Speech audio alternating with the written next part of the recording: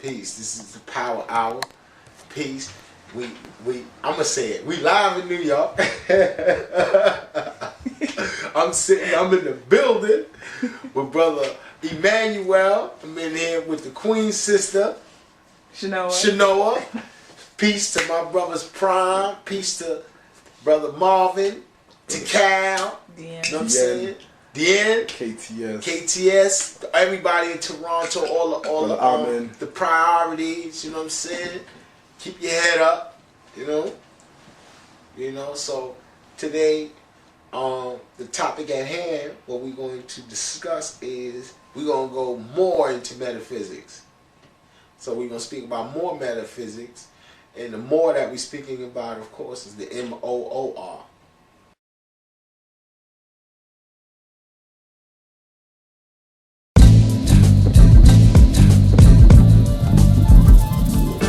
Yes, y'allin', discard them like blunt trash. Active more Avengers, call that a hawk smash. Your conscious goon sniffling booze and role models won't accept facts and just quarrel. No 5 principles, of course, no profit. Facebook and YouTube names they won't have on the docket. They say go fund me, and when you go fund them and get robbed, I say I told you, don't fund them. Still won't listen and call yourself deaf. While most say middle, my path is right hand or left. Some say your cult and think we worship Baphomet. We just Sufis with shrines for Muhammad. Offerings of fruit for Oya and Oshun. If that won't work, we call in some Shangoons. Summon demons at the full blood and new moons. Mirror steel blade only escaped by a few coons. And those that escaped are on the run and stay running. Falling off the London Bridge or jumping. Nobody beats the Moors. Nobody beats the Nobody beats the Moors. Nobody beats the Nobody beats the Moors. Nobody beats the Nobody beats the Moors. We studied from the masters, we know that self-reloaded. From Moorish Empire books to hip-hop decoded. Before modern decoders, we studied AA Rashid. Yeah, we just want to get a little breakdown as far as what happened, and then we'll do some questions after that. Alright, well, basically when I entered the country, I thought I was good. I went through the first customs agent. However, now I learned afterwards that he had marked my paper. So, upon going past immigration, they told me, hey, go in there before you come in. So I said, all right, I go in there. They asked me who I am. I gave them the passport. So she pulls up, goes in the passport, goes in all that. Come to find out, talking about, they said, well, listen, hopefully you ain't one of these people we looking for, but everybody so far up here on this computer with your name either can't come in the country or the NSA is looking for them or some shit, right? So I'm like, well, obviously it ain't me. Obviously it ain't me. When you ain't doing nothing wrong, you ain't got nothing to worry about. Long story short, they said, well, we got one person here. It's an Illinois, from Illinois, with your same name. So the computer's hooked up to the NSA, to the National Security Administration computer. Long story short, they say, yeah, the one in the Ahmed Abdullah Rashid, which is my real name, is the one from Illinois. That's the one that's closest to you. And this one has criminality. So because of my criminal record, they say, and the fact that I have robbery, which is a crime that can be comparable to a crime in Canada, I was denied entry. So, I told them I was going to do a sticker, but they ain't trying to hear that shit. But I know one thing, that spot there is, I never seen no shit like that before. You want to see that, go to the movies. That thing there was serious, Jack. They had brothers from Iran, brothers from Africa, all over, like sitting there actually interviewing them, trying to figure out whether or not these brothers were dissidents or some sort. They had a brother in there from Iran. He got there. they talking about we have to detain you because you've been to Syria. He said, I ain't never been to Syria in my life. He's saying, he's saying, in essence, y'all bugging. So he's telling them, trying to give them recourse, like, listen, go to my consulate and ask my consulate. Call right now my consulate and ask my consulate. My consulate going to tell you that I have never in my life been to know, what you call it, to Syria. To Canada. I mean, to Syria. So, at any rate, they got a little intelligence operation going on out there, but nonetheless, we're going to get on track, and it ain't nothing. We figure it out. Yeah. What type of stuff were they asking you? Oh, they was asking me all type of silly shit, like, why do you have this computer? Like, to teach. I mean, I have my computer because, I have a computer. Who are you coming to see? What do you teach? What's Kabbalah? What is that? Asking me all type of questions. And then what made it even worse is they was asking me the same thing. I felt like, if you ever been interrogated, the interrogator asks you the same question about 5 or 6 times from different ways. So I'm like, yo, hold on. Okay? But I'm asking the questions now. I want you to prove to me that I can't come to Canada and that it's not at the discretion of the person that's interviewing. So they went and got the case law power manual along with the supervisor who was trying to, you know how people assume that we hip-hop. Every time they see us, they think we hip-hop or we playing fucking games. He asking me all kind of stupid questions too. I had to shut him down after I realized that I was not coming in the country. Decided to myself I ain't have to be nice to them no more because they was really kind of, these some funny style people. The way they was acting crazy. And then, I love everybody in the human family who love me, but I never seen so many westernized Asians in my life. All the Asians in this country or in this city, they kind of like more cultural. They into their culture, hard body. They don't interact with people. They just do their own commerce. They don't reserve no political positions and all that, and they're not really loud and outspoken. I've seen some westernized Asians there that was talking crazy, trying to keep up with white folks, spiking their head, looking like they trying to be guineas and shit. Pardon my language, you know what I mean. I came to teach that, a little upset with that jack. So what kind of thing did they that you needed to fill certain paperwork or do certain things in order to come into the country? What's that status like? Well, the supervisor trying to make amends sat and discussed with me the two. What did he give? He gave me 2 alternatives. One alternative was to get a presidential pardon, which I would never get. Right? I wouldn't even ask that nigga for nothing. Right? Then the other one was to go to the consulate of the country and get permission. You know what I mean? Mm-hmm. Like that. So those were the options that they gave. You know what I'm saying? To see if it could be facilitated. You know?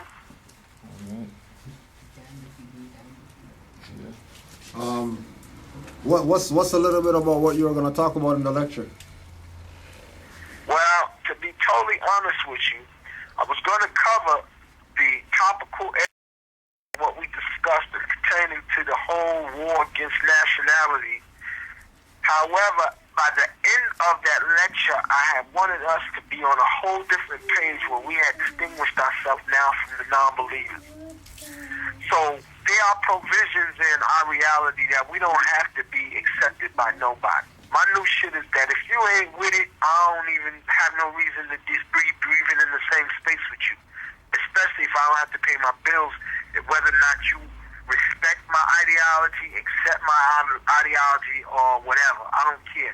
Because it's always the naysayers and the people that's halfway in something that bring everything down. So I don't even want to be around them type of people. Because we're not lying, first of all. We're not doing nothing wrong. And we're trying to give something to people that they ain't never had in their whole life, which is a nation. know.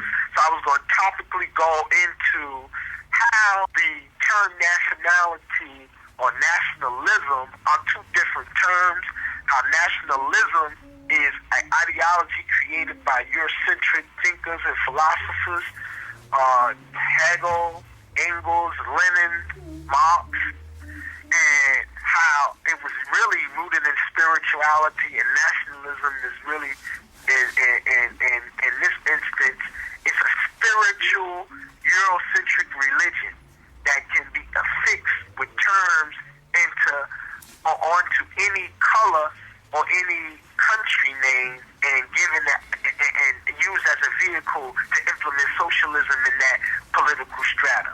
They use socialism and communism to infiltrate into all the indigenous parts of the world. You know, so people think socialism is the antithesis to communism. To capitalism. Capitalism is evil, right? So what happens is they've created a dichotomy in the psyche, and then the populist people is now having to choose a side.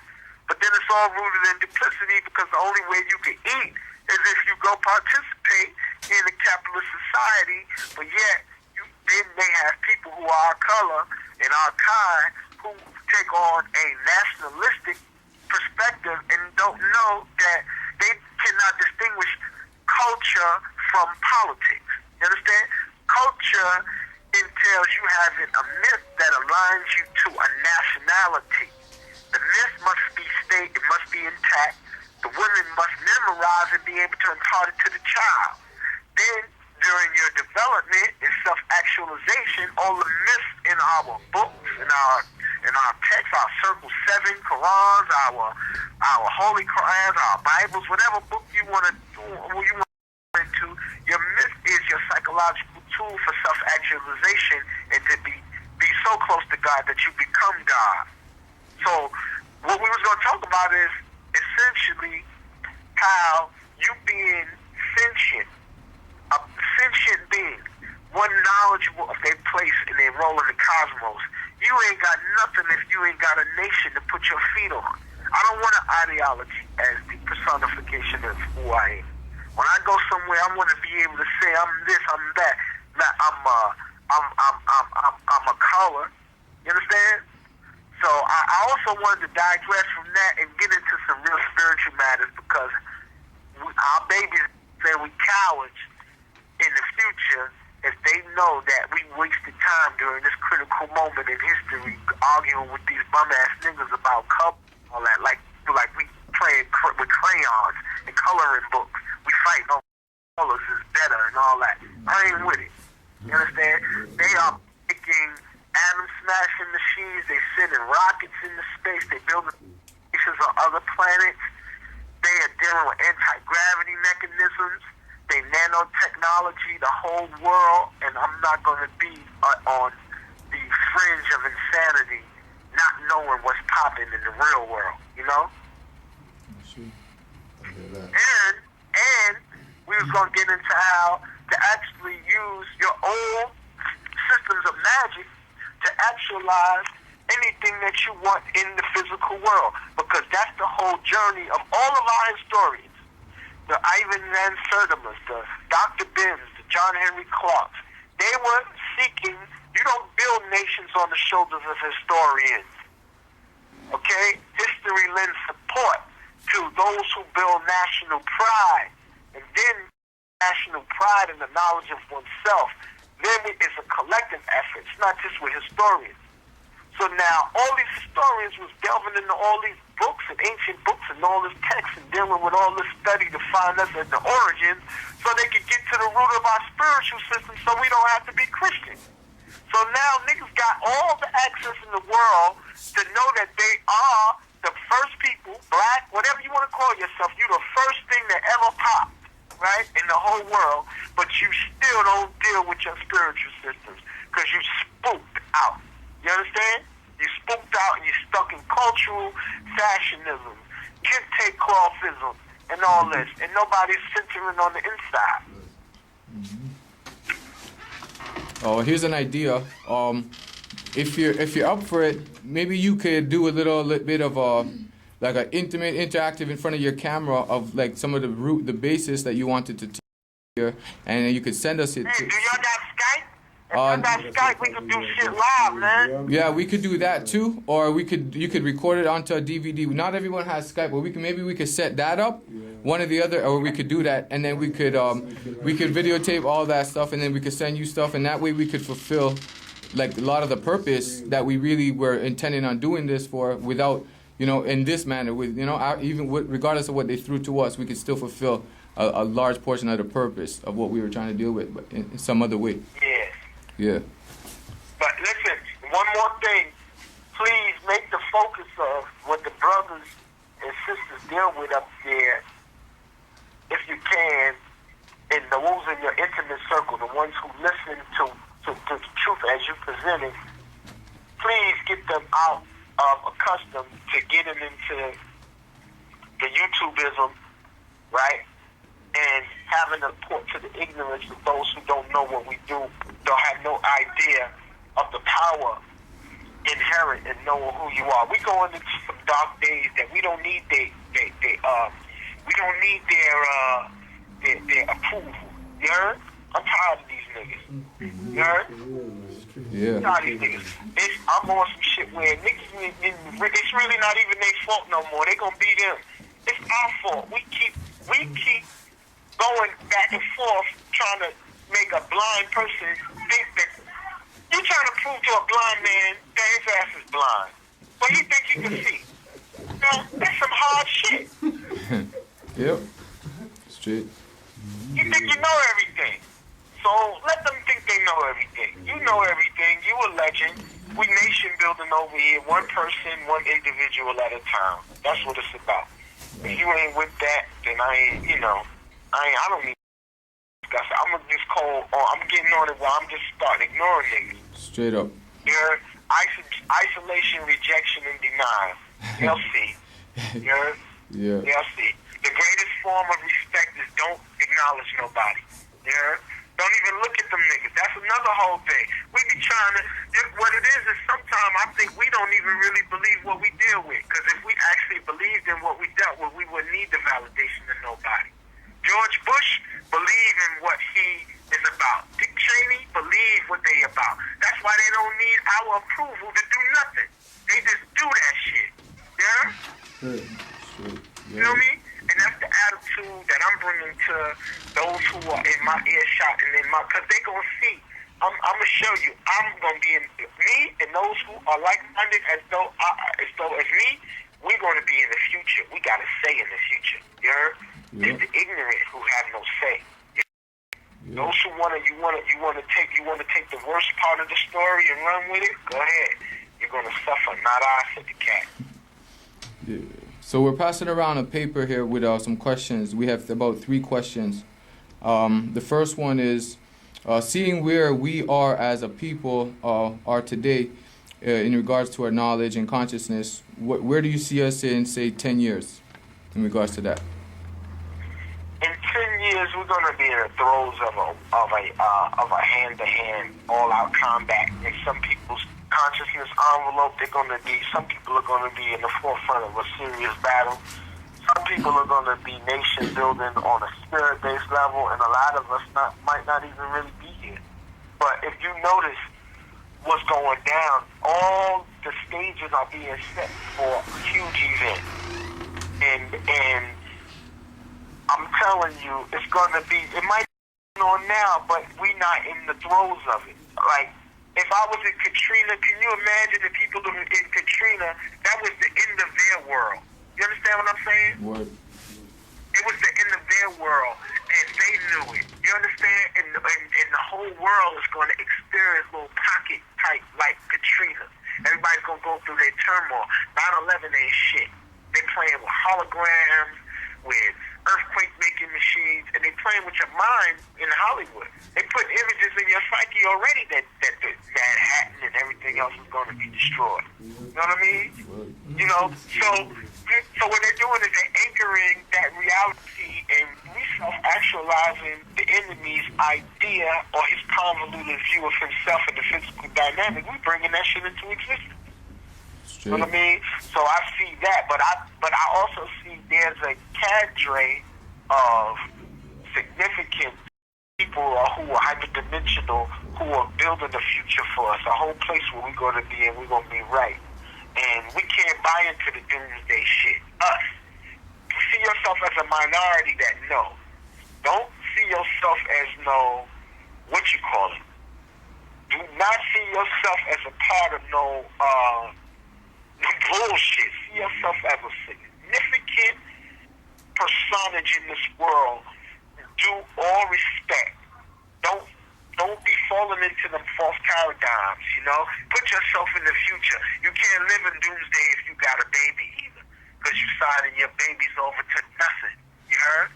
So it got to be something for them. And the person who asked the question, for in 10 years, we're going to be wherever your mind. All of us in the room, all of us here in my room where I'm at, listening to this conversation, and anybody who's going to see this tape, the person who asked that question, we're going to be your mind in the next 10 years. Wherever your greatest ambition, your greatest fear, your greatest thought, that's where we're going to be. So keep that in mind, and you put us someplace where we need to be in the future. That's the power of the mind in this point of reference. You know, this is what the ancients wrote all that shit on the walls for, built all them buildings and edifices for, so they can have a place to live in this very crucial time. The black man's about to rewrite the Quran. So another question is in regards to the economy right now, and in regards to like all the bailouts, because they're doing the exact same thing here. Exactly, the bailouts, different kinds of bailouts for banks, for industry. They just introduced new money to y'all? We know of the Mero. We know that's gonna. We know with that, but that's about it. They're playing tricks with y'all, with your colors on the money. Did they just do that? Oh, that's a long time. We've had colored money like for a long time. For that funny looking. No, did they just introduce a new color? Did they do that? Did they introduce it to us now? No, none of us here know that. No. Oh, okay. Yeah, the economy thing is going to crash the global economy. Right. And the reason why is to rein everything in. And plus, it's an 80-year cycle. That's why they put a 44 in the form of a black personage in global leadership and sold that story to the whole world so they can crash the economy. This is the same thing that happened 80 years ago around the time of the Great Depression. It's the same concept. Right. You heard? Right. The same concept. So in order for them to maintain government, right? Government is maintained by you. Like everything is an ebb and flow. In order for people to see that something's sweet, they gotta know how cascara tastes. You ever taste golden seal, right? And all you taste is golden seal. I'm from the bottom. I ain't never had this much money in my life. I'm not trying to hear about no recession. That's bullshit. It's a recession. The word recession only means stop spending. You heard? So niggas ain't stopped spending. Niggas are still fly as ever. You heard? Here, I don't know what they doing where y'all at, but these niggas are the flyest cadavers on the planet. I'm talking about walking mannequins. You hear me? Yeah. Dead fly niggas, right? Same shit up here. Swag. Brother, Swag. they got swag. Yeah. Yeah. That's what it is. Right? So now, listen. What happens is, I never had this much money in my life because I never bought into the recession shit. I'm in my lane. It's a current in my lane. There ain't no current in his lane because he's trying to destroy everybody that's in the job market. Yeah, this is really a communist society. They build on the backs of the proletariat. A proletariat is the lowest person on the social rung. He's the person. They say the full revolution. Marx and Trotsky and all of them fake ass communist socialist personages, gods, said that the revolution, and this is the revolution that our brothers and sisters jumped on because all of them in the 60s and 70s, they was making trips to go to China, sit around the Chinese and go eat some of that bullshit communism, right? That shit is a Eurocentric agenda to control the world and to act as a Hegelian dialectic to smite the necks of those who try to say that it ain't. You understand? So they created a government where the revolution is predicated predicated on the proletariat. A full revolution is when the proletariat works in factories and shit, and in the field nation. Yeah. Now that's not Afrocentric. That's not our culture. Yeah. Yeah. Full revolution is not you being a proletariat for the state. So now, in regards to the value of gold, what's the real value of gold, and what's the real aspect of that, and why that's such a powerful thing right now? Gold is at the highest rung of alloidial transaction metallic metal. That is silver. Actually, some people might say silver might be a better means of transaction, but spiritually, they have. Gold never tarnishes. It's the closest relative to melanin, and it's a high-end conductor. They use it for specialized technology, for high, super fast communication, right. Computer systems. They use gold. Gold is always it was the original modicum of exchange in ancient cultures and ancient societies. Some places use shells, like on West Africa, they use as a modicum of exchange cowrie shells. You know what I mean? It was different, you know, but gold, to have a gold standard in the society is, I think, it's this basic credo to do that. You know, even the monarchy in Europe, what substantiates their monarchy is the crown jewel. You know what I mean? Yeah, straight up. No. So what's good? Ask some spiritual questions, man. All right. Look at politics, man. Yes, I got two political questions in front of me too. All right, so I'm not gonna ask the political question. Well, last kind of political type question was in regards to what they kind of relate to using the technology. So brothers referring to like using the technology for us and our benefit, and the next question is in regards to our own kind of banking system. How can we really let go of the banking system so we could be more efficient nowadays? Like now, what is there something set up in that in regards to that? Well, I'm not a banker. I'm not an economist either. I could just make money to feed myself. My wings ain't got to work for nobody, so I know how to hustle. You understand? So when you say what we should do with a banking system, I'm going to just take for what I know. I know that there are some brothers and sisters that I know a sister right now that's making an offshore bank account. So if brothers and sisters want to get into that, I think this is the best time. Economics is a very powerful entity. You must have an economic base. You got to have a hustle to be composed of the living financial edifice of where you live at. I don't know how they got your financial structure set up. You might have to license yourself to do this, or your goods and services in different ways, whatever, right? But as far as banking is concerned, I don't know how even y'all laws and y'all banking laws is. I got some laws here in the States that say that they're not giving up their Social Security card number because they need the Social Security card number for them to operate within the commercial venue. You understand? Yeah. So I think the emphasis, I don't know, do y'all have copyright laws in Canada? Of course. Yeah, everything's pretty much almost identical to that, just slightly different lingo, slightly different language and stuff like that. I think y'all should concentrate on, in my opinion, if you dealing with that the technology for your sovereign capacity, start dealing with you copyright in the common law of your area. Because I know sometimes like they be having city ordinances and like with Dr. Malachi Z. York, the first way that they fucked with him was the zoning issue. You heard? The zoning law said that they couldn't build edifices over certain feet, do certain stuff without getting it cleared, right? Their thing was, nah, we ain't got to get nothing cleared because we're all sovereign people. So the original, and my point in all of this, the battle is in the words. It's in the wording.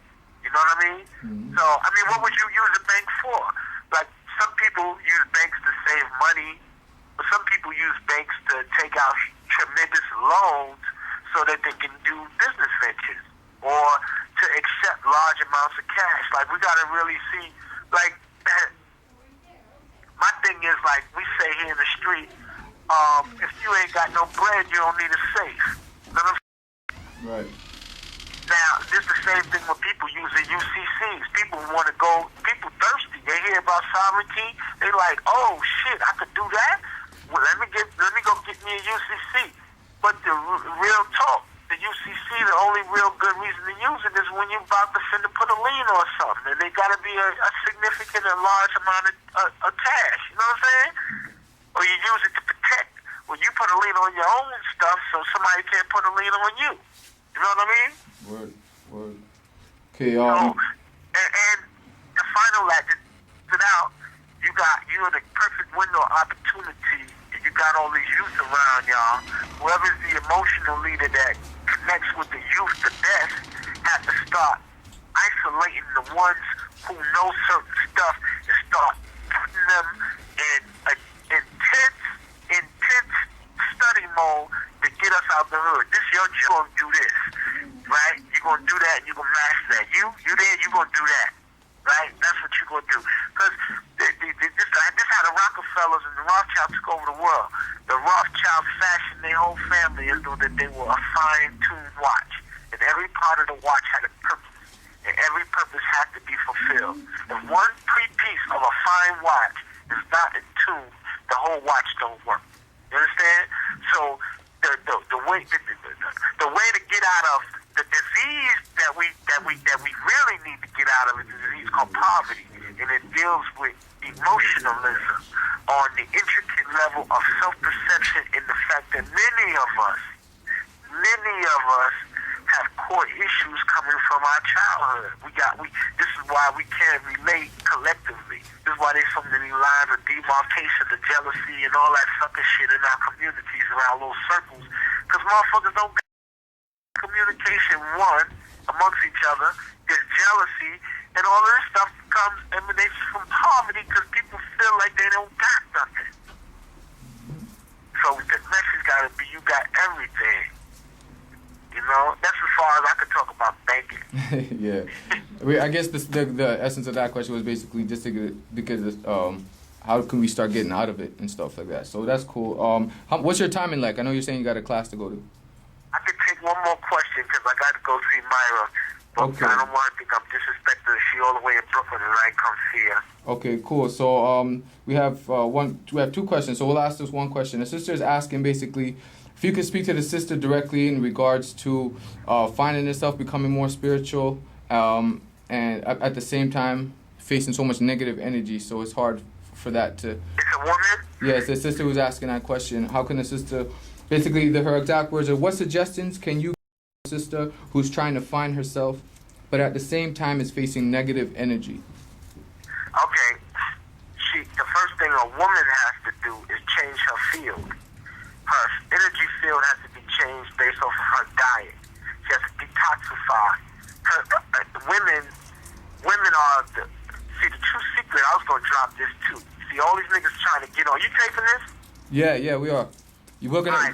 Yeah. Niggas, listen. Niggas always trying to get on, right? At the expense, like the hip hop shit, they try to get on at the expense of shooting at another brother. The greatest secret in alchemy in Egypt and everywhere is that men alchemically, magically, and we do intent, bring anything that they want into existence by way of the female mind. You heard? If you can, this is why we made temples and fashioned the temple after a female body. Because her geometry emits the resonant energy required to holographically bring your intent into the physical world. This is why she has the baby. You can't have no baby. You can only give her intent cosmic. She take it and make it into you. Bam, physical. So all she has to do to get a better tomorrow is to address her procreative area with love. And that psychically, you got procreative areas in your mind, you have procreative areas in your physical body. We must detoxify the body, get in alignment, and I always tell sisters, the only way to find God is through your man. And any sister that don't got one is doomed. So you got to get a man. You know, that's the bottom line. That's the only thing I would ever tell a sister. Your problem, if you ain't got a man, your problem is you ain't got a man. Hello? Yeah, that was heard loudest. Everyone heard that. Okay? Yeah. Real talk. Yo, on the last note, metaphysically speaking, how do you see yourself not coming here, and what happened and everything? What's your insight metaphysically, like your insight of how you felt about what happened metaphysically speaking? That's an excellent question. That might have been one of the best questions somebody ever asked me in my life. And I'm going to tell you, it's because people don't ask what are your metaphysical perceptions of whatever you perceive to be a good or a bad. And I have, a long time ago, put dynamite and destroyed the moral high ground. So, in veneer and act, you know, when they was giving me the resistance, I was like, yeah, whatever, to play into it. But I know the ancestors got a greater plan. You understand? Their plan is beyond our common understanding and perception. You understand? I also, upon returning, everything is very interesting. Let me tell y'all something. I got out of a taxi cab on the corner of my block. I live in the hood. I live in the hood. 18 Mill Street in Brooklyn, New York, Bed-Stuy. I get out the car to go into the bodega. The bodega opens 11 o'clock at night. It's crowded. It's not even the bodega no more. It's the Arab store. Excuse me, right?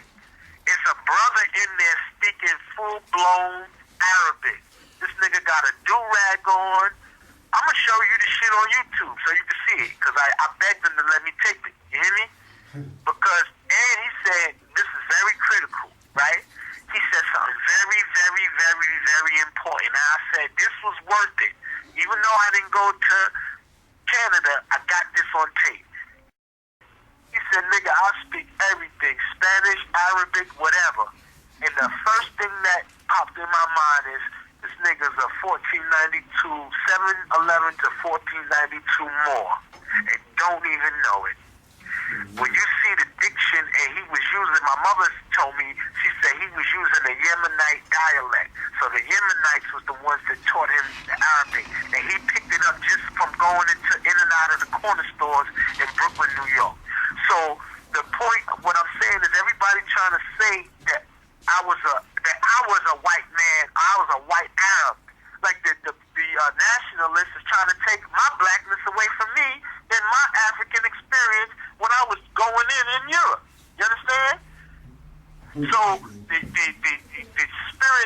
spirit put us in different positions, because maybe this conversation over this telephone and this medium may have been effective than any face-on interaction.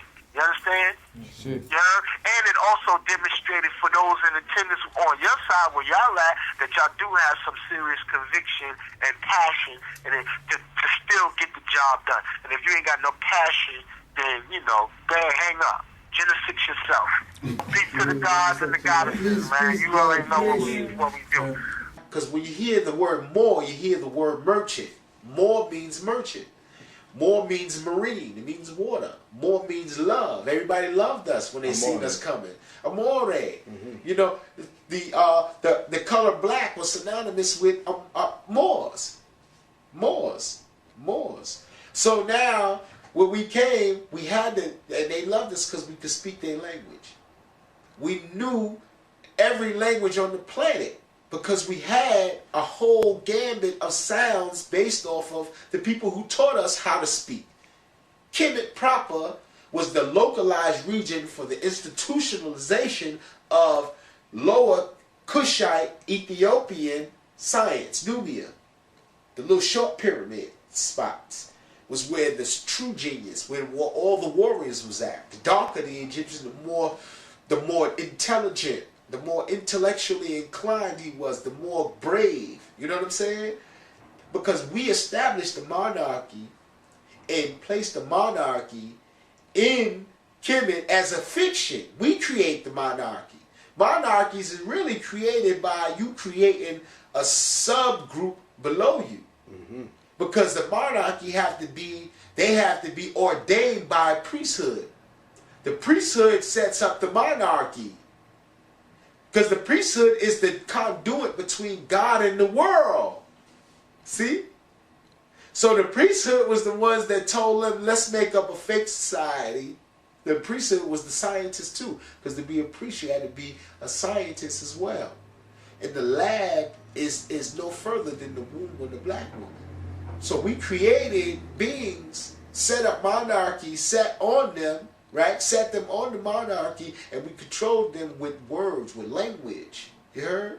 With language. Language. So we took a vast use of language, codified it in 22 letters, and then disseminated the 22 letters in all of our business affairs to all the people that we dealt with.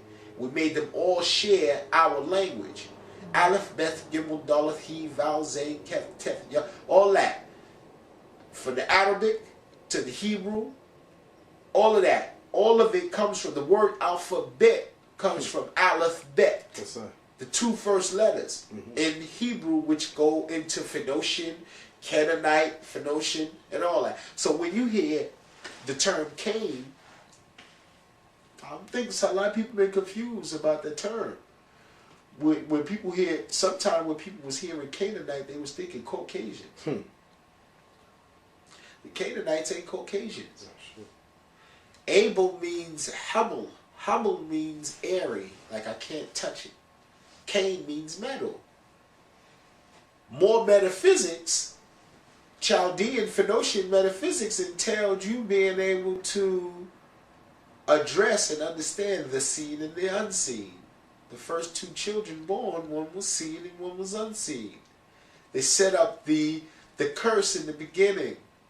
See, 7 is synonymous with the curse.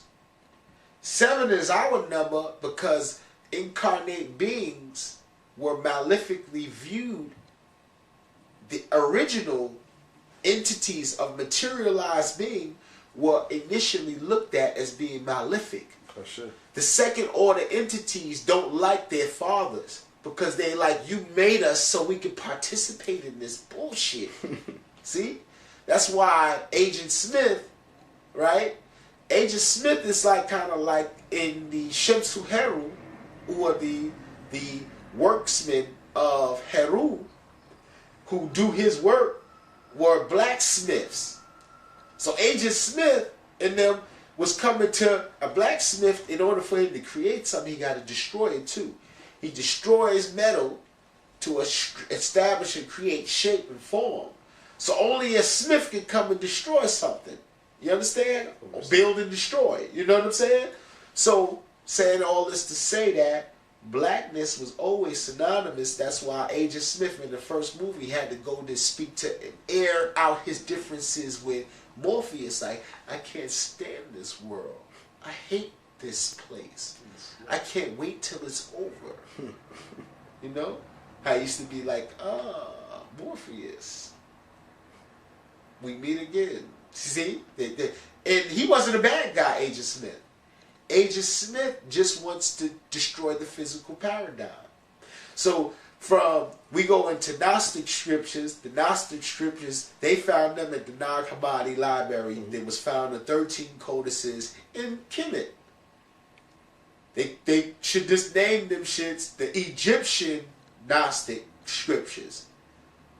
Because that is the foundation for Christianity, and it is also the foundation for every other approach to duplicity.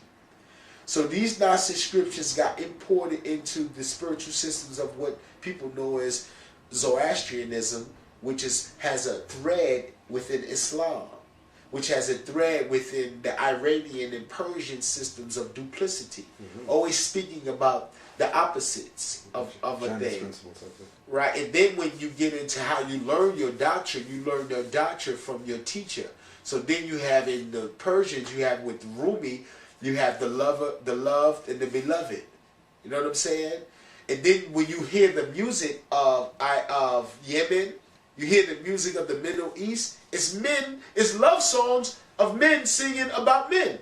No homo, no gay connotations, but it's the camaraderie, the Habibi, and you or who've been to Africa or got Africans, you see African men hold hands. So the doctrine of these gentlemen were of warfare. These men were warriors. The Habibi were the collective. Can you pause it for a second? Now, it's good. It's good. So now it's how auspicious that when we take in full consideration that nothing is random, our ancient ancestors even placed themselves in the future by putting themselves within the language structure of how we communicate with one another. You be thinking that you saying something new or saying something fancy or slick, but the ancestors have made it so they could be here now, because the most important time to be in existence is now. Now, all of the duplicity that we taught them in our Zoroastrianism and what became Iranian duplicity and all that, now they've taken that whole science of taking two things which are of opposition, right, and making the populace choose a side. There's no longer the concept, no idea of being able to be an individual, be individualized per se. You know what I'm saying? They made it where they want you to pick a side. You know what I'm saying? They want you to pick a side. Like you got to be this or you got to be that to function within our paradigm. Divide and conquer. Exactly, but we created this as man management. We created duplicity for the psyche, for it to be able to find its inroad in the middle. What happens is with the Caucasian, he has no ability to see a realm opposite of his physical realm. It takes him 35 to 50 years to study at the feet of the masters to understand what it is to be spirit. To understand what spirit is. It's huge for him. You understand what I'm saying? So what he does is he creates this whole artificial reality where he can't see a cohesive whole within the melding or the knowledge that this side and this side can meld without it being an aberration. He tries to mix the male and the female principle in aberrant forms. He tries to do it with the physical world. See? The physical world already has the templates for it to, in dual proportion, to express both its female and masculine aspects. But because the Caucasoid consciousness cannot see duality appropriately, because he cannot see himself on another plane. He can only see something. He has no idea of what nothing is. Only we have that concept for nothing. Nothing is all inside of our story. See? In fact, nothing is two. See, to understand nothing, you got to begin with two. Two is the only prime number. Here's some numeric metaphysics. Two is the only even prime number in the universe. And that's why it's the first letter in the Bible. It is the very first.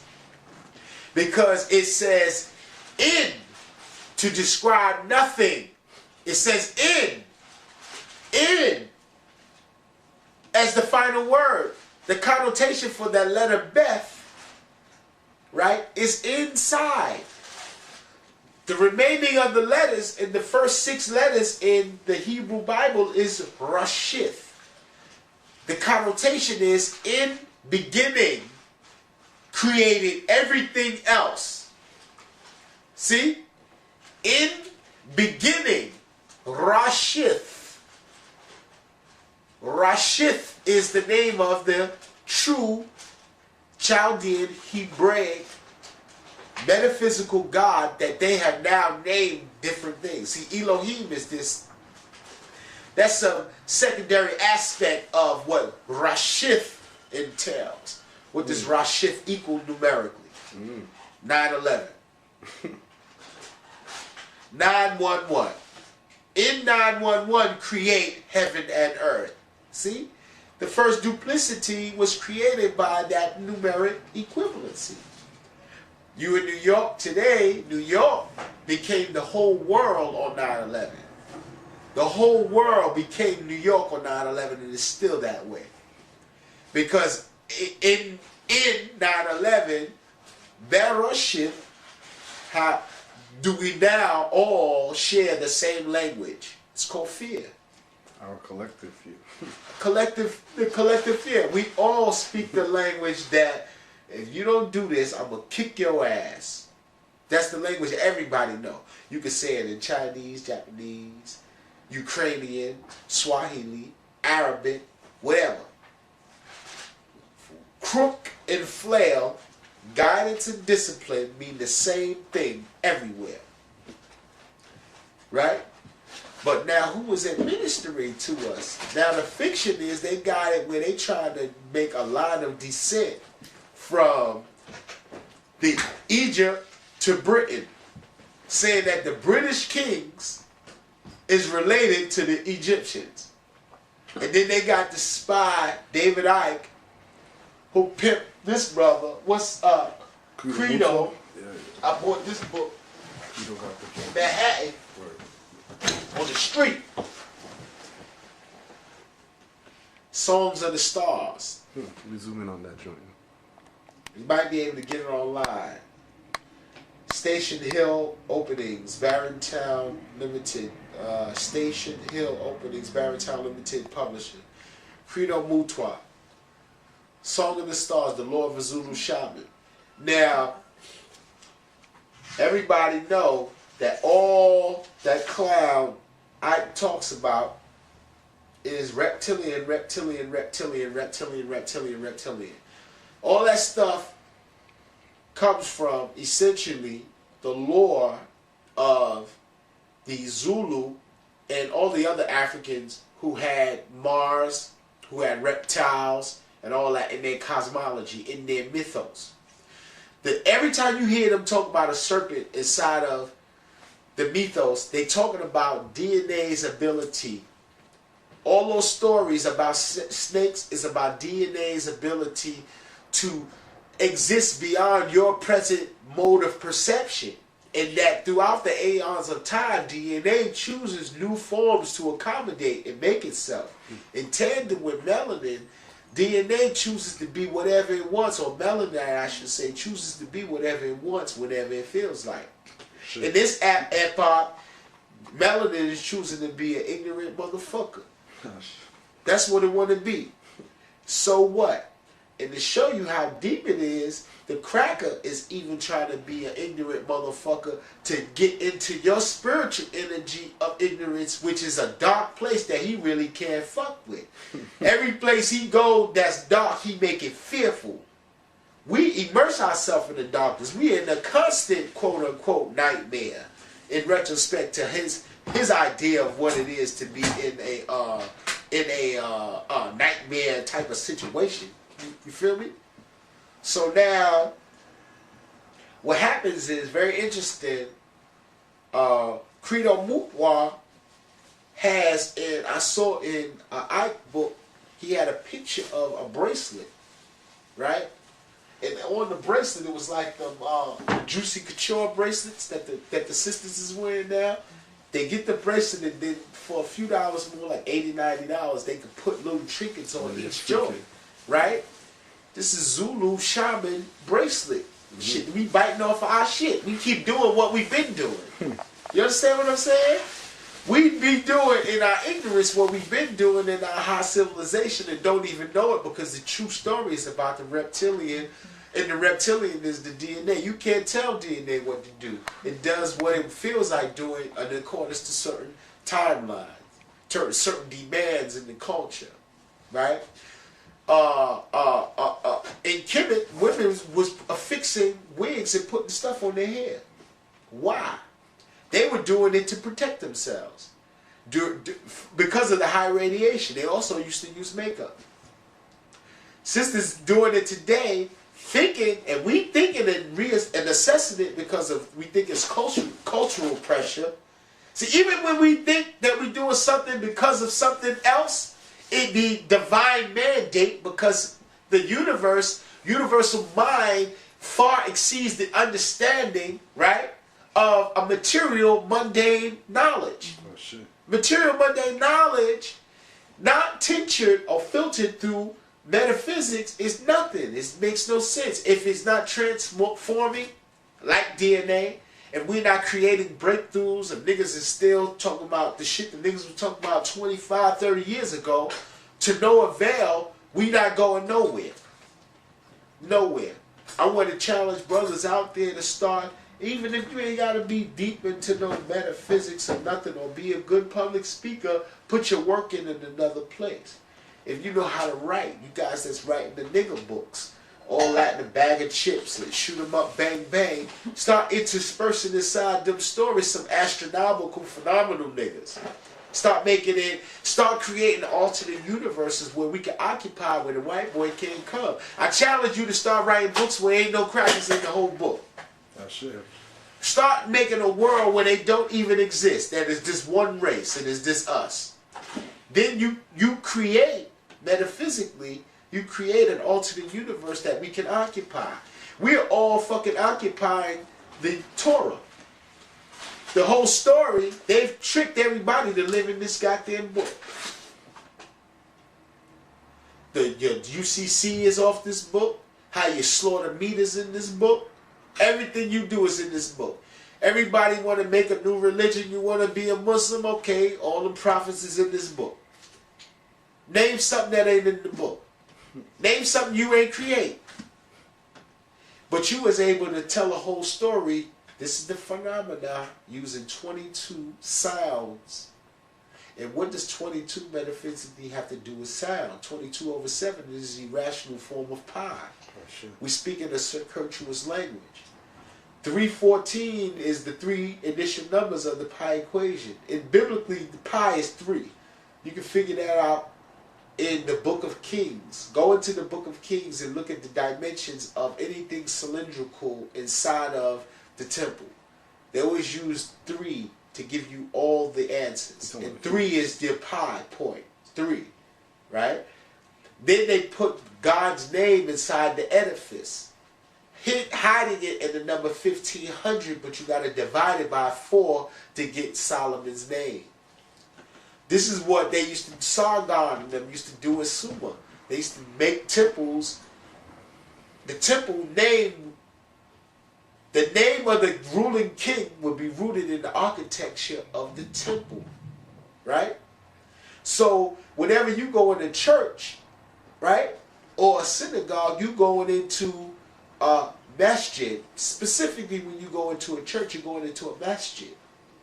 Christians couldn't even think of the math nor the intellect to sit down and make a church. They had to import the science from the builders, the Moors, you and I. We had a language of mathematics that resonated in the geometrically in the world at large, external to us, right? So we was able to recapitulate what we were speaking and what we were feeling into physical artifices using the same mathematics. They had Arabic numerals in the churches in Europe that the builders would put in there as little markers, but they had no use of numbers. No one could count, or for that matter, even read in Europe at the time. You know what I'm saying? So now, more metaphysics is everywhere. Freemasonry is Moorish. Rosicrucianism is Moorish. Judaism is Moorish. Everything comes under the Moorish canopy whenever you fucking with spirituality. That's it. Whenever. So even if it comes in the form in North America, in the form of Prince Noble Drew Ali, let me show you something. Found this book rummaging through the shelves in the city where the first White House was at, Philadelphia. Right? Book is called Ibn Barum's Arabic Works on Hebrew Grammar and Lexicography. Right? This is written by a Moorish noble. Right? I'm going to tell you why he's a noble. Let me read the introduction to you. It was It was edited by a gentleman named Pincus Wechter. Now, here we have in the preface, it says, few particulars are known about the Spanish Jew Abu Ibrahim Ishaq ibn Barul, who at the end of the 11th century produced his great work entitled The Book of Comparison Between the Hebrew and the Arabic Languages. Scattered references to him in the writings of his distinguished contemporaries, Moses ibn Ezra, the noted grammarian and poet, and Judah Halevi, acclaim him as a scholar of great erudition and dress him as prince. Speak of his noble descent and of their friendship and affection for him and for his learning. The whole Moorish paradigm was about you manipulating language. Oh, shit. It was about your freedom being in language. Language. Language is the only key to unlocking the mystery of any metaphysical principle. Any metaphysical principle can be deduced to a coherent understanding by superimposing upon it language. Language is the codifying factor for it all. So now here we have in the Rosicrucianism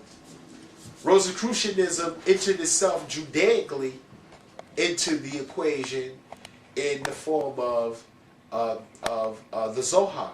Here we have a version of it. This is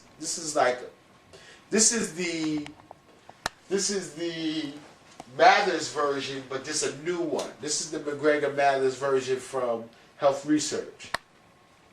Now this has the Book of Concealed Mysteries, the Greater Holy Assembly, and the Lesser Holy Assembly. Right? And these are all translated into English from the Latin version from Nor von Rosenroth and collated with original Chaldean and Hebrew texts. Right?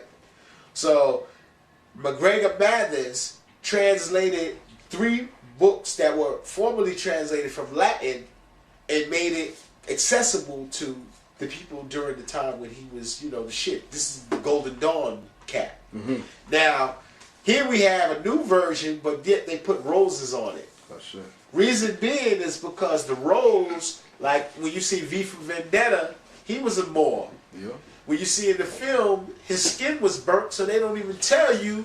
They don't even tell you what his color was, but by implication, to say that his skin was burnt takes us back to who we are. Because burnt means Kim. Kim means burn. Oh, sure. You know what I'm saying? Black means burn. It means sun-kissed.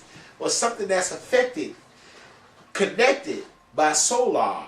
So now, the number 13 plays into the Rosicrucian aspect and into the whole idea of the Christ and how Christ has the rose because the second tier of every rose has 13 petals in it.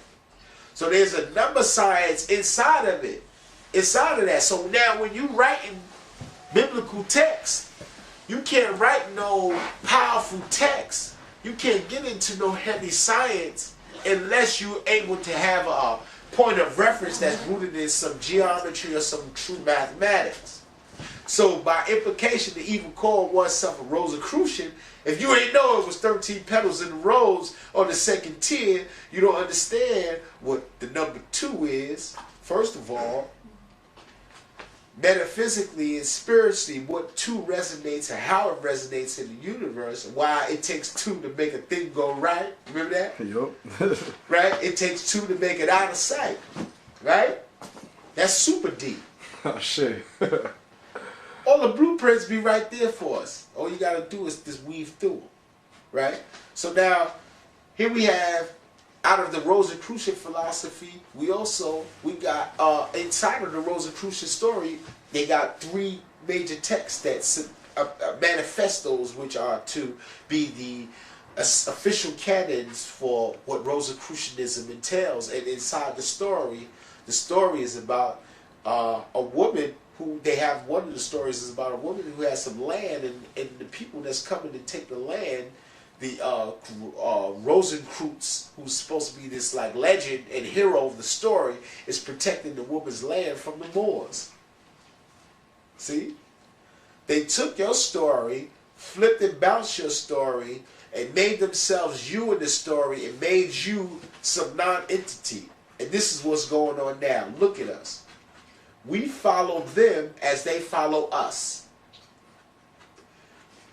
We following them.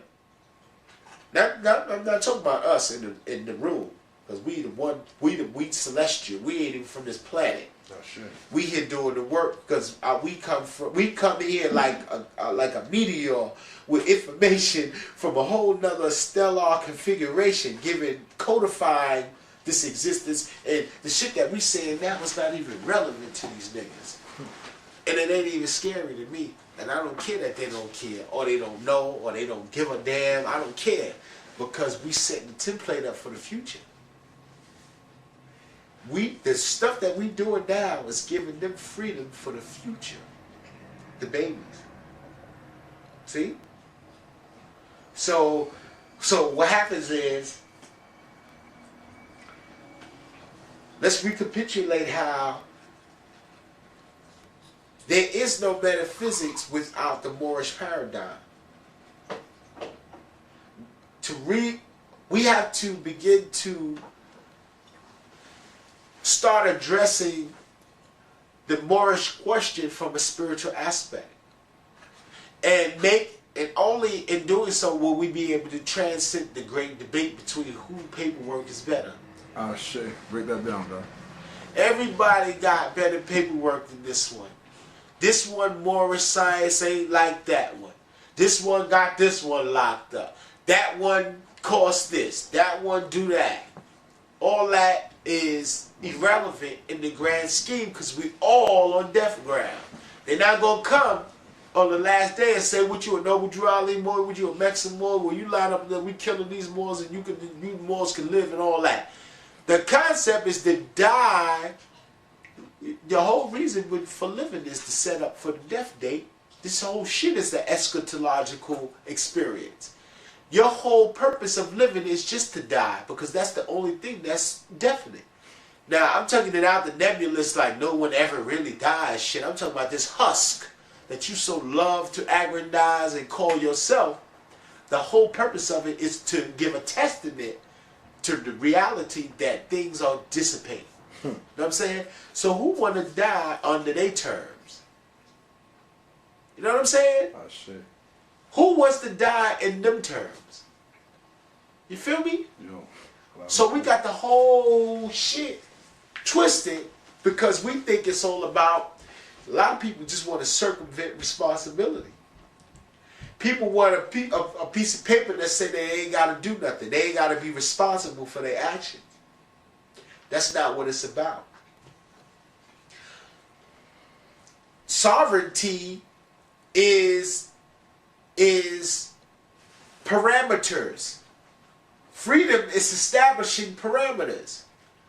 The concept of freedom can't exist without the concept of limitation. The reason why the nickname for the 10th Sephiroth, or the Tree of Life, which is the kingdom, Malkut, is sovereignty.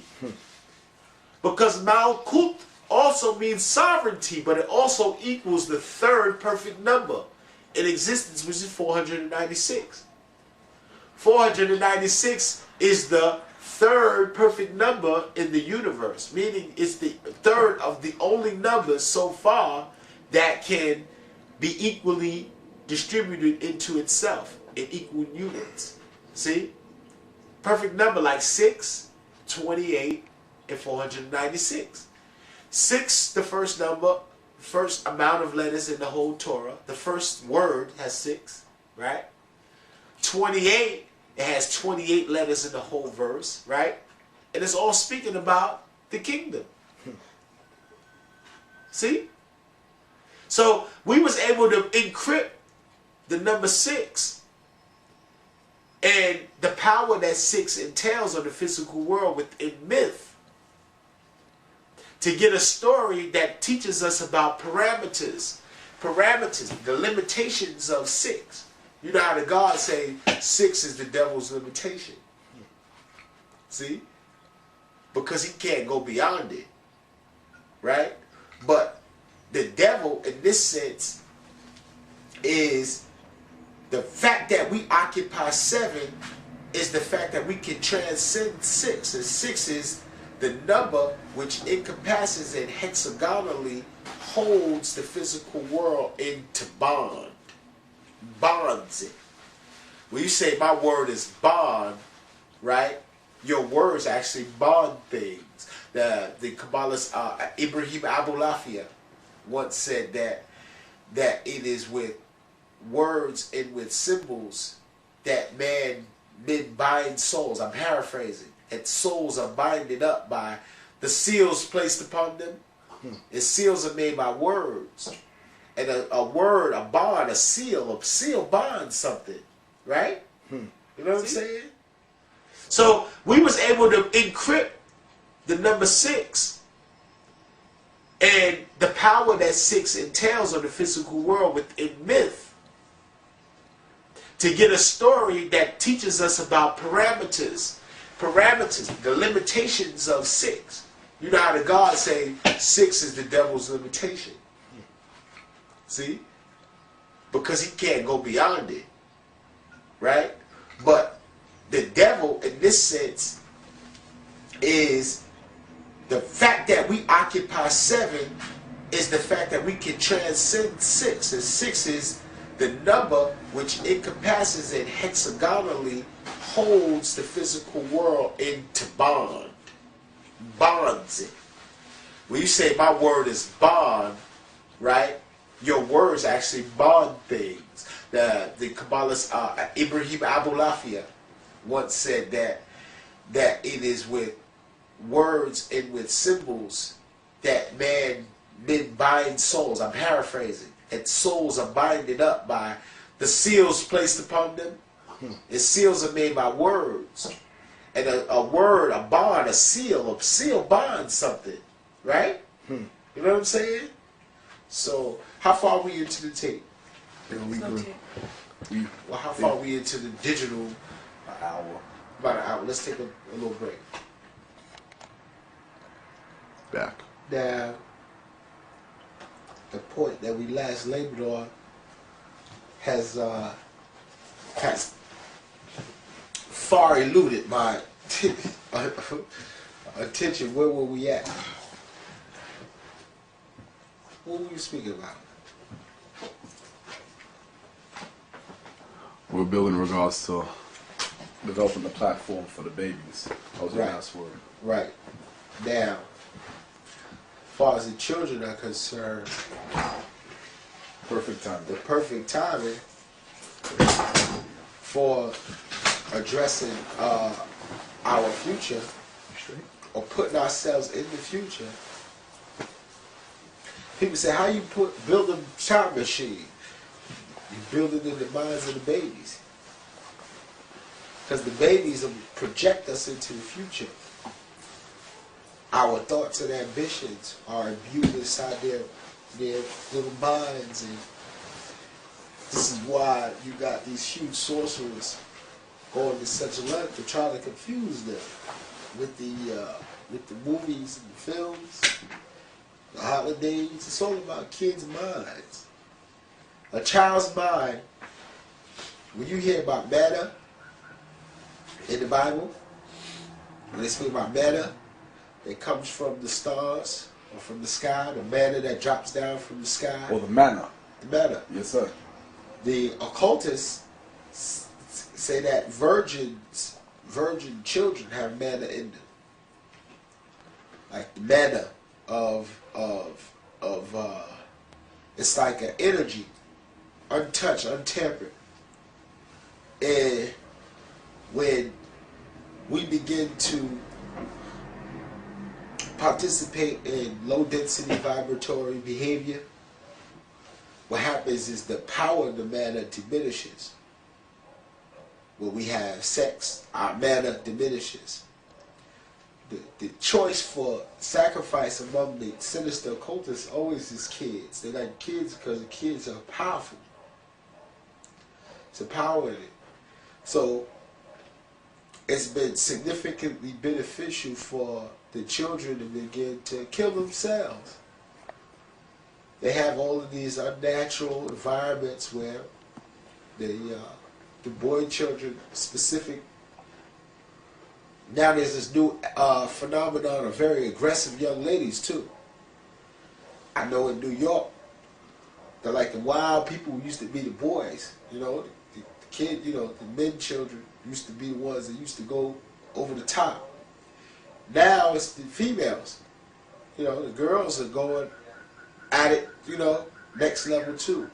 They're superimposing onto the psyche a desire for us to participate in all of this, how can we say it? It's a sophisticated savagery. We try to find ourselves at the expense of destroying one another. So now it's become stylish. So now what's happening is the children are inheriting the seeds of a violent culture, and now they're passing it on into the future. So we're not giving them rites of passage, rituals, myths no more. We're not telling them an Asiatic history no more. We're not teaching them that. We need to teach them a history where ain't no such thing as Christopher Columbus. Where when they interface with Western history, they're like, that is so beyond me. That's the attitude we have to have. In order for us to be in the future, we have to put ourselves in the minds of our children. Walt Disney there. Walt Disney is in the building. He's in the baby's minds. His husk is dead, but his spirit is so very alive. He's more present than many of the people that we know and interact with each day that we know of. Real, sentient beings, living. They're being overshadowed by a huge mythic force because these people understood in totality that this physical experience is just a fly-by-night mystery, right? History ain't nothing but an organic pretext created by anyone, the viewer, the perceptor. You know, the history that's used, they use a blueprint, a paradigm from Marcel Iliad's philosophy of history. They call it microhistory. Microhistory is where you can take bits and pieces of a real historical paradigm and create your own tapestry. Set it up the way you want to, and it's valid. It's a valid tenet of philosophy. Organic history, this creation of reality. So the kids are so very creative.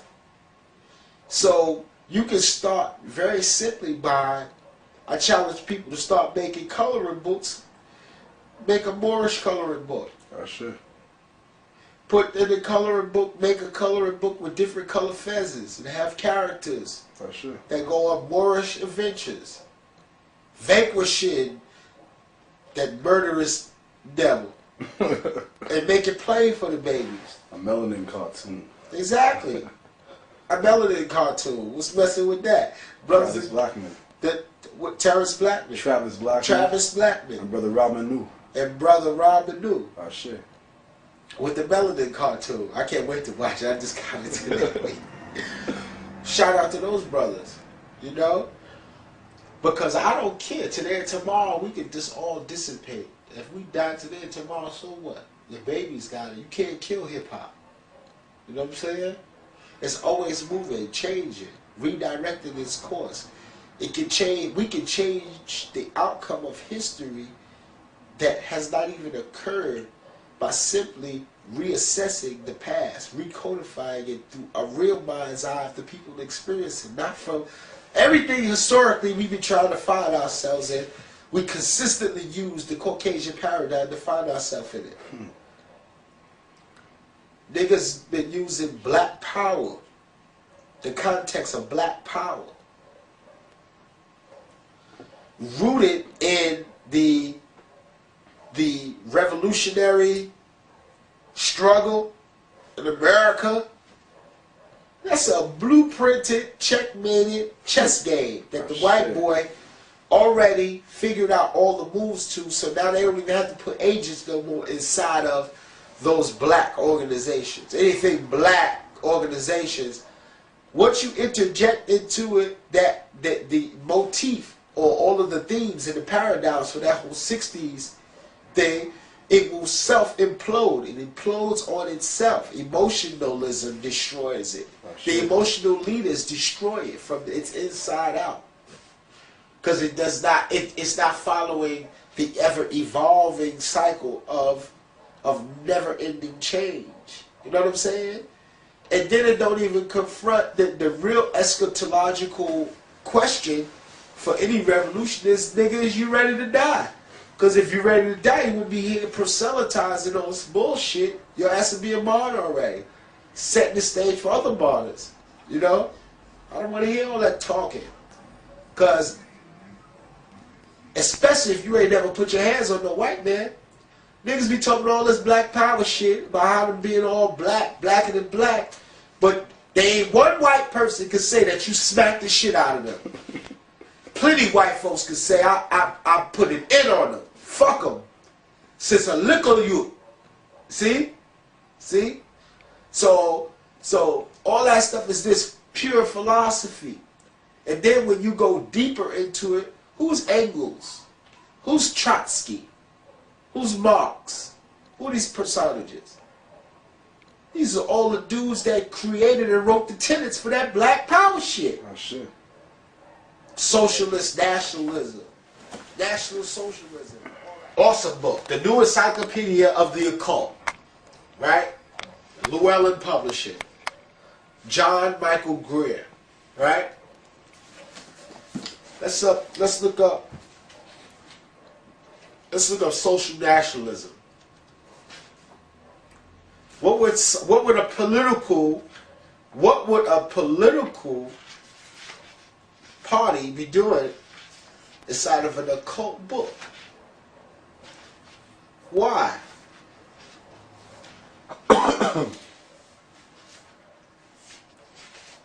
Was Hitler an occultist? Huh? Everybody think they got it figured out. They got a cartoon in Canaanland called Full Metal Alchemist. And they got the Thule Society. Oh, what? Full Metal Alchemist. And the whole joint's about alchemy, but they're teaching it to the young South Asian children. You dig?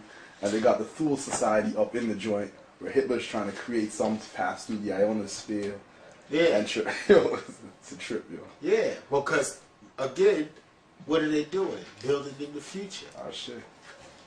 National Socialism, where before its fiery demise in 1942, the National Socialist Nazi movement in Germany was already being linked with occult traditions, and in recent decades, a sizable literature has come into print into most Western languages claiming various connections between Nazism and occultism. So that whole concept, all of that stuff comes under the canopy of National Socialism, under the idea that this is the whole blueprint for all of these social structures, these community, cultural orientated power groups that have a political underpinning, that think that there is supposed to be some revolution at the end of a ballot or some armed struggle in the street.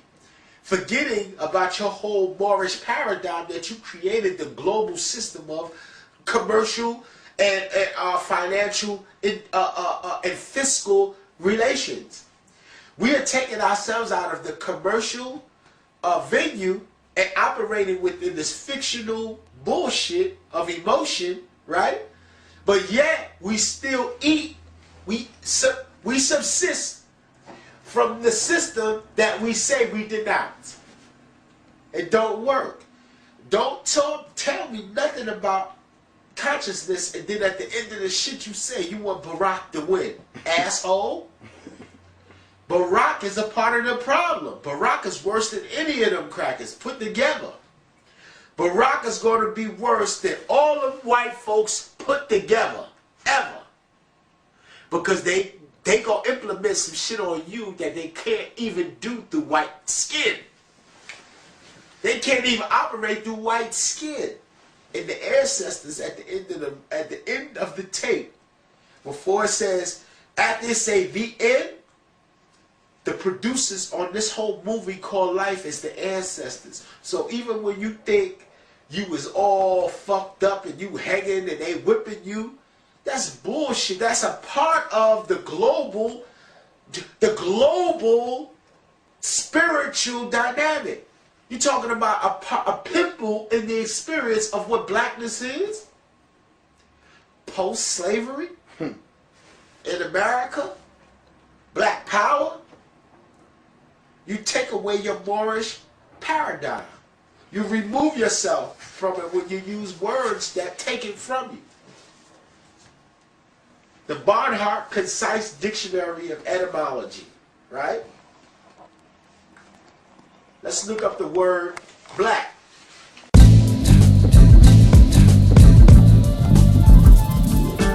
Yes, y'allin', discard them like blunt trash. Active more Avengers, call that a hawk smash. Your conscious coon sniffling booze and role models. Won't accept facts and just quarrel.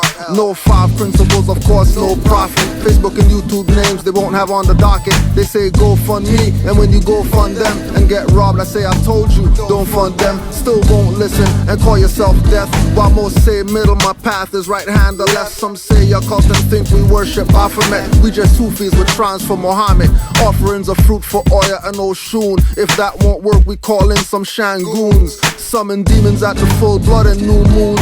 Mirror steel blade only escaped by a few coons. And those that escaped are on the run and stay running. Falling off the London Bridge or jumping. Nobody beats the, Nobody beats the Moors. nobody beats the, Nobody beats the Moors. nobody beats the, Nobody beats the Moors. nobody beats the, Nobody beats the Moors. We studied from the masters, we know that's self-reloaded. From Moorish Empire books to hip-hop decoded. Before modern decoders, we studied AA Rashid, Conscious Kent Hemet, Beza, Liman, Akeem.